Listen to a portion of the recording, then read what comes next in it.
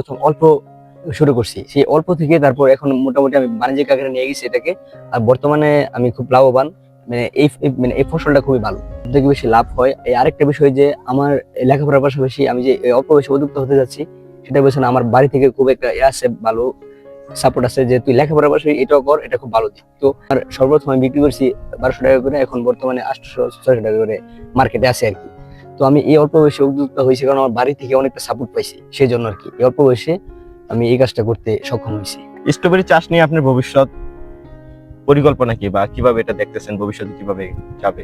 যে এখন যে আমি গত বছর অল্প একটু জমিতে লাগাইছিলাম, তো এখন মানে এবারের বছর মোটামুটি অনেকটুকু নিয়ে লাগাইছি। তো আমার যে সামনের যে এটা আছে, হ্যাঁ, যে ফিউচার প্ল্যান, যে আমাদের ভবিষ্যৎ যে এটা আছে, তো এটা আমি আরো বড়ভাবে লাগাবো। যে এবছর আমি এতটুকু লাগিয়ে প্রায় 2 লক্ষ টাকার মতো আমার ক্ষেতের মধ্যে আমি প্রথম দিয়েছি, তারপর এখন বর্তমানে আমি 3.5 লাখ টাকার মতো বিক্রি করছি।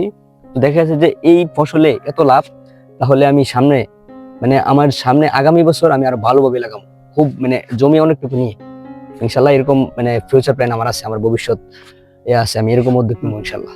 আপনার বন্ধু বা আপনার সমবয়সী এখানে অল্প বয়সে উদ্যোক্তা হয়েছে, স্ট্রবেরি চাষ করতেছে, এখন আপনাদের পরিকল্পনা কি?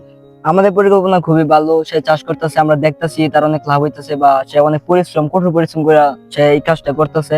তো আমাদেরও সামনে আশা আছে যে তার মতো এই কাজটা করবো, আর যেহেতু আমাদের বন্ধু এই কাজটা করতেছে, তাই আশা করি তাইলে যে আমাদেরকে অনেক হেল্প করবো সে। তো আমাদের আশা আছে আমরা সামনে এই কাজটা আমরা করবো তার সাথে।